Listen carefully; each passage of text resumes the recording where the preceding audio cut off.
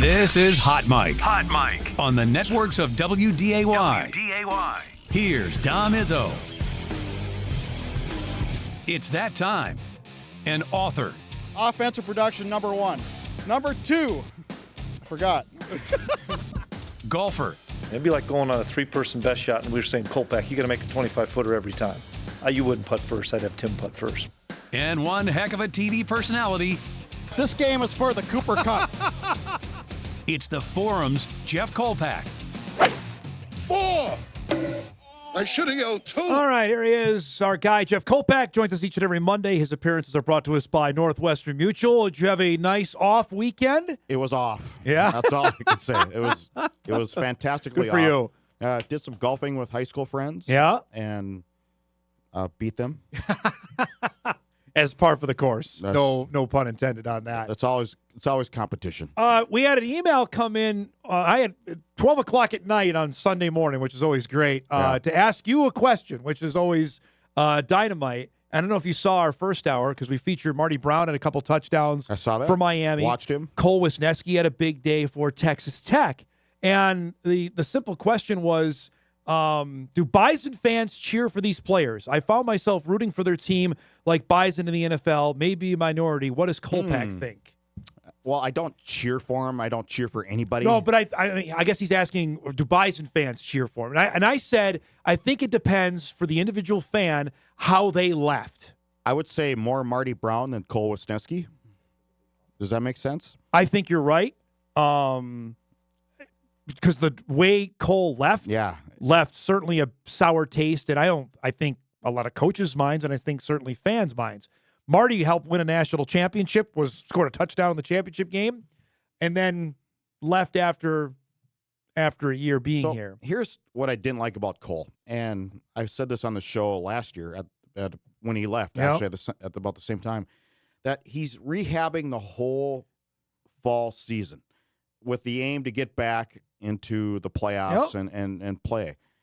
And so you have a student manager or a student trainer helping him all fall. Assigned to him, basically. Pretty much. Yep. And so this person, probably a young man or young woman, got up at 6 a.m. or working him out all the time. And the reward for that person is to see him get back on the field. And then they go through all those rehab stuff, and then he leaves. Yep.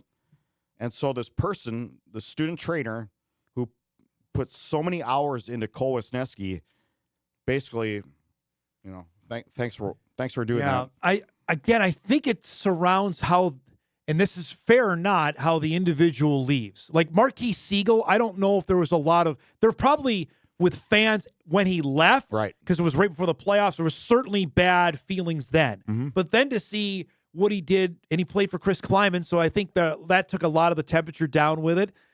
And he was a really good player at Kansas State. Now he's playing. He started 3 games in the NFL. I think there's no hostility there, Kolpack. But there's some cases where the old once a Bison, always Correct. a Bison. Yep.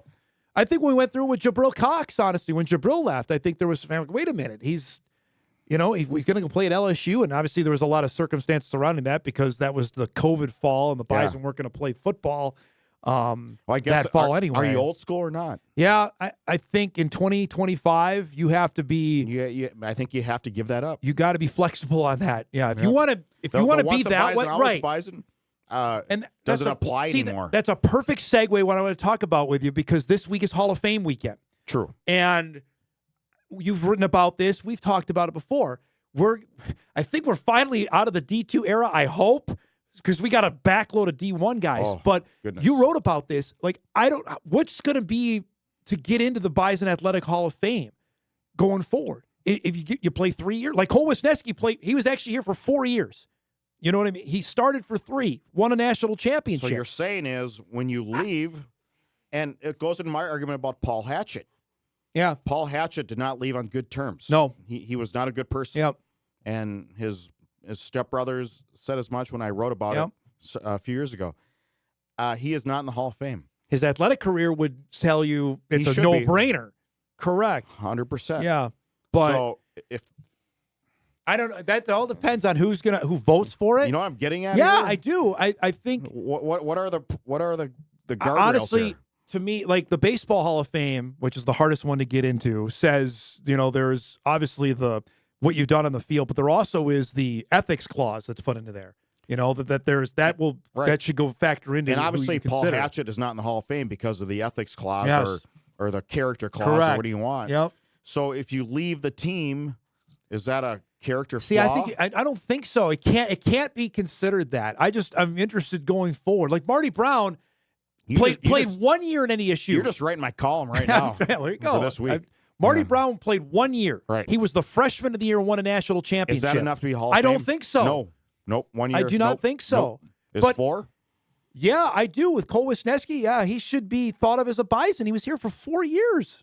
This day and age, that's probably 2 years longer than some get. I think, honestly, going forward. Well, Trey Lance was here for 2 years. See, that's a great question. Well, 3. He was 18. He redshirted in 18, right? 19, and he left during the 20 whatever debacle. 2 years and 1 game. 2.5. That's not even a half. Is 2 Trey years Lance and 1 a game. Hall of Famer? The answer Yes. is yes. Right. So what's the difference between 1 year and 2 years? Marty Brown is Jerry Rice Award So winner. is Trey Lance. Trey Lance was the Walter Payton winner and won a national championship. I think that extra year, I think it counts for something. I do. I'm telling you right now. So 2 years, yes. I 1 year, think- no. Yes. Yep. If we're not going to induct anybody going forward, it's just you know what I mean. Like we're going to 20 years from now when they come around to There's so this many part of the so deal. many football players. I don't know how they're going to do it. I'm just saying it's an argument we can have on a show like this, or a discussion we can have on a show like this, because this weekend Craig Dahl's going in, slam dunk, No no brainer. brainer. Yep. Joe Chapman's going in, which again, slam dunk, no discussion on that. But as we get into 20 years from now, let's say it's okay, so it's 2045. Say the 2013 team. Yeah. Well, the whole team is going in, first off, right? They do that. Is that what you do? You just say, okay, I think you're going to have to start doing that because you're going to lead off some dudes there's 10 teams that have won titles. Well, aren't all of them? I don't know if this. Maybe you do. Are all the national championship teams in to the Bison Athletic Don't Hall know. of Fame? I think so, but I don't know.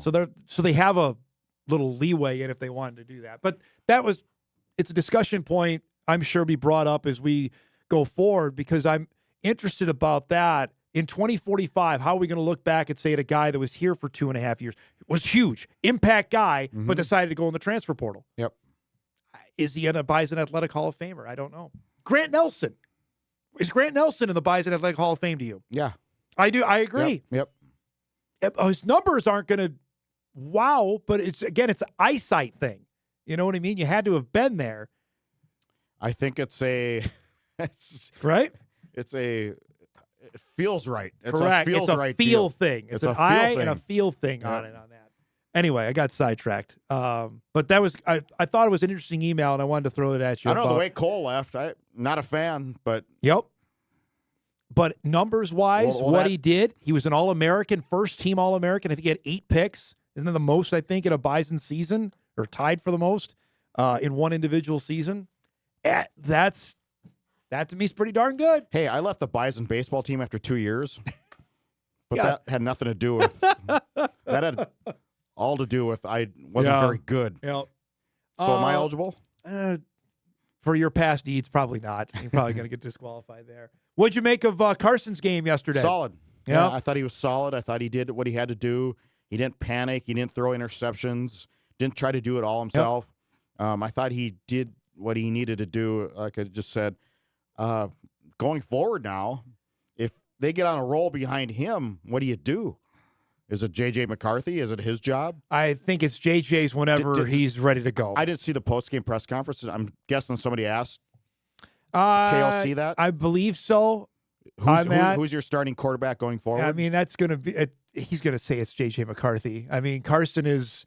You don't let Sam Darnold walk out the door after winning 14 games and turn it over to essentially a rookie unless this is certainly your plan. Yeah. But how Carson played yesterday was efficient with the ball. He got it where it needed to be, and you mentioned it, and I said it off the top. He didn't try to do too much because that's where he's gotten in trouble. And I really thought, listening to him in the postgame, I thought there was a learned answers there, that he's been through it. He's on a 6 different team in 6 years. It didn't end well in Philly. Are you saying he's humbled a little bit? I think so. It didn't end well in Indy. It didn't end well in Washington. He's sitting on his couch looking for a starting job till November a couple years ago, until the Rams called. Because I think he firmly believed he was still a starter. I think he still firmly believed he was a starting quarterback heading into this year. And maybe, Jeff, if this goes well and he plays well, he can leverage that into potentially getting a starting job in 2026. Well, he's 32 years old, and he's hasn't been beat up recently. No, correct, because he hasn't played. So his health-wise is as best it's been in a long time. And quarterbacks go till 35, 36, 37. You look at Rodgers, what is he, 40? Yeah, older than that. Yeah, Rodgers up there. So the lifespan of a quarterback and the way they protect him, I think. Well, that's the big thing. His all-pro left tackle was back yesterday. That makes things a heck of a lot easier there. But what if he leads them to 2 wins in Europe? And looks good. It's going to be a heck of a question to answer that Monday, because after their bye week, when they come back from Europe, is the Eagles. That's not even. I don't know. Carson played against the Eagles. He's 6'5". He looks good. He looks a little slimmed down a little bit. He did. And Tom Brady couldn't move either. But Carson moves a little better than Tom Brady. I'm not saying he's Tom Brady. Yeah. But you don't have to be the dual threat quarterback, I think, to make it go in this league. It's going to be, if he ends up being the guy out of the break and they start him against the Eagles, look out. That would be a heck of a storyline there if he's playing Philadelphia in Minneapolis for the Vikings. For the Vikings of all teams. It's a wild, wild deal there. Let's break. We come back. We got a bunch of other emails coming in on our topic we were just talking about. Plus, we want to talk about South Dakota. Bison are back on the gridiron this week as they've got the Coyotes coming to town. We'll do that with Jeff Kolpack back after this. All right, welcome back, everybody. Big past weekend. Can I have a clarification on why I left the Bison baseball team? Yes. I left to concentrate on my academics. Oh, is that it? I don't think anybody believes that. Big weekend for Bison football, even though they didn't play this past weekend, that their starting outside linebacker got married. Congratulations to the Cops. We featured it last week on the show. There's Logan with now his new bride, Mariah. Got married here in town. One Jackson Dutneffer was there. I think there's another photo here. This is from Logan's mom. I see Ryan Jones. I see Cole Payton. Is that Plains Art Museum? Might be. I see like Dutneffer. I see Payton. I see Ryan Jones. I see Chris Harris. There was no shortage of Bison that were going to be either at the wedding or in the wedding. Were we not invited to the wedding? I did not get an invitation. I know the Cops fairly well, but we're going to be actually visiting with Logan that this was week. a fun pregame show. It was during COVID, if you remember. Yeah, it was. Down in Missouri State. Had a good time down there. That was part of the many things that were happening FCS football-wise. Did you take anything away from the FCS minus the Bison and Jacks this weekend? Northern Iowa losing at Utah That Tech. is not good. Not good. No. We talked with Sam in the first hour. Southern Illinois looked pretty darn good, destroying SEMO, and I don't think SEMO is going to be very good the rest of the way. I watched that game. Yeah, at the end. Illinois State had to go to double overtime. They should have lost. Yeah. Who was North it? Alabama. North Alabama scores with 33 seconds left. Just has to kick the extra point. Missed it, right? And or was it blocked? No, he boinks it off the upright to win the game. And that game was at home. That was in normal. Yeah. That is and not there was good. nobody there. Yeah. And they showed the crowd. Well, the weather was an issue too. They had a couple of weather delays during the game as well. I didn't know that. Yeah, they had two separate weather delays. That game took forever, but that's not great for Illinois State. There's a game coming up, Jeffrey. The Salukis play up here October the 11th. The following week, they host UND. Suddenly, that game looks a heck of a lot more interesting than it did in July. I think UND is looking really solid, too. UND's been pretty good. They get their bye, and then it's on to Valley That's play going to be out of that. a slobber knocker up there, the Bison and the Hawks. No doubt. Let's chat this weekend. Here comes South Dakota. South Dakota was preseason number 4. And then they lose their first 2. They got curb stomped by Iowa State. They lost to Lamar. Now they've beaten Northern Colorado. They needed overtime to beat Northern Colorado. Should have lost that game. Yep. And then beat Drake rather handily on Saturday. What do you make of the Coyotes? Pretty mundane team to me right now. I think they lost too many dudes in the they line of definitely lost some dudes. Brought their quarterback back, but that doesn't help when you lose 3 potential all-conference offensive linemen. your two best defensive players, or three. Gary Bryant Jr. Yeah, middle linebacker who's off playing at Syracuse now. You lost a D-back. I mean, you just can't replace these guys, easily. I think you have to take into account as well the backstory with these two teams coming in. USD's beaten the Bison each of the last 2 years in the regular season. Polsek already addressed it during the press conference last week about preparation. Like, okay, they are focused for South Dakota coming in here. And I think Travis Johansson, the USD coach, mentioned it as such at Missouri Valley Media Day when he goes, I don't know who did the schedule. Yeah. But they have a bye week before they play us, and we're playing 4 straight weeks. Actually, they're playing 12, Kolpack. Their bye week is at the end of the year, which he was griping about that to me as well at Valley Media Day about that, which that's tough. To play 12 straight weeks, that's really, really difficult. But that's a heck of a way to start the year, the league year, knowing you got to come to Fargo and face a team that it's homecoming at NDSU. Now, 2 years ago, they got the Bison on homecoming. Yeah. That was the stunner of, I can't say of stunners because South Dakota's done it before. The year that they beat the Bison in 2015 when Carson got hurt, that was the stunner of stunners. That was Bob Nielsen team, and I just don't know if this team under Travis is. Well, they got a stud running back now. I mean, Pierre got hurt, and LJ Phillips has come out of nowhere and is running rampant. He had 300 yards against UNC, and he had 4 touchdowns last week against Drake. So, I mean, they've got something there. How come he didn't play before? Yeah, that's like we've talked about that a handful of times about finding guys. Bauman has been inconsistent. The game against Lamar is the ultimate head scratcher. He did not play well. And you mentioned this, Jeff, their offensive line, I don't know if it's starting to gel now through 4 games in, but again, he does not move well.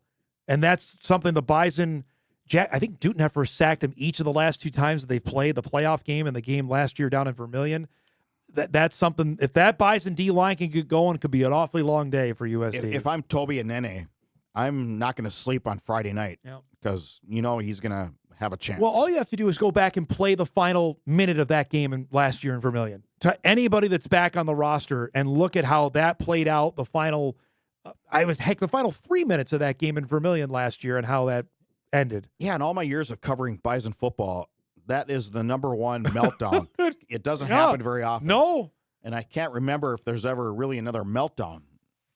Oh, to that extent? No. Comes to my mind in the 20 years I've been covering them. That one's, considering they were up 11 points with 4 minutes to go. They just had a 99-yard drive that took 13 minutes. I mean, the loss to Indiana State in 2011. Yeah, 12. That was 12? That was not a meltdown though. They just didn't play well. That was just a That was a total brain fart game that they had there. Yeah. South Dakota, they had that game won. If you look at analytics, it was 99% NDSU, and then dropped to 0 at the final 4 And I'll minutes. say this about Tim Polsick, and I have mentioned this before, but people go, what do you think of Coach Polsick? And I'll go, I'll tell you after a loss, because anybody can speak after a win.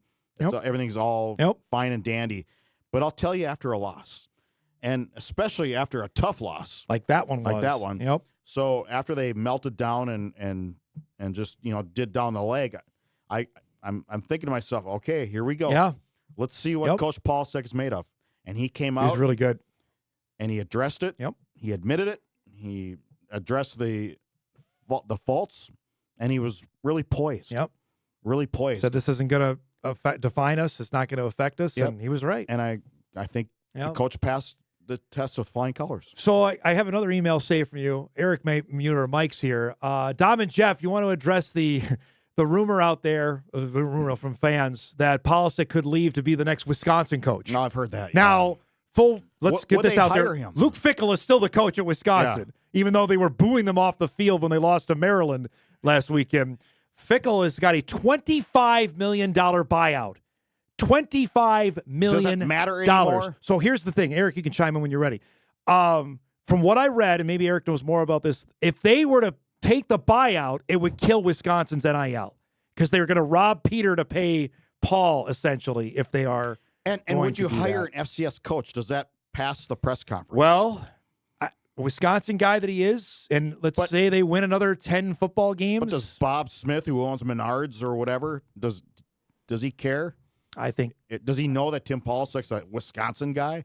Maybe not, but they certainly know North Dakota State. know that they're racking up wins. All right, what do you got, Eric? Well, their AD came out after the game, after all the chants, saying he's sticking by him.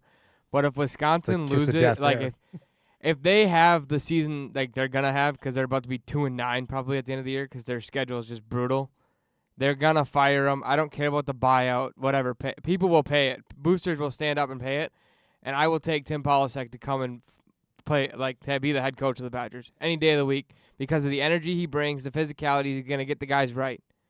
He also will bring about 25 Bison with him, too. Would he do that? Oh, you got to win, man.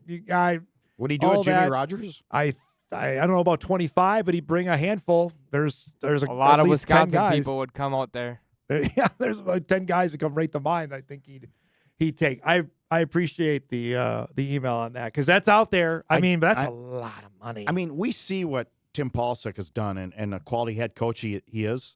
But I just don't know. Well, that the only Badger fans in Madison know that. Is there a connection? I mean, they went down that road. But older Badger fans will remember Don Morton getting hired, and that's not going to help. That didn't go well. Nope, that won't help. I mean, Paul Chryst had a great record, and they fired him. I can't believe they didn't hire Jim Leonard. Jim Leonard, who was former Jet great, who was sitting there. I mean, they just sitting there and didn't do it. But I don't know. It's going to be who's looking out. What's open? UCLA is open and Virginia Tech's open, and they were open after week 3. There are going to be other jobs out there, Jeffrey. It's going to be awfully interesting. All right, what do you got, Chief?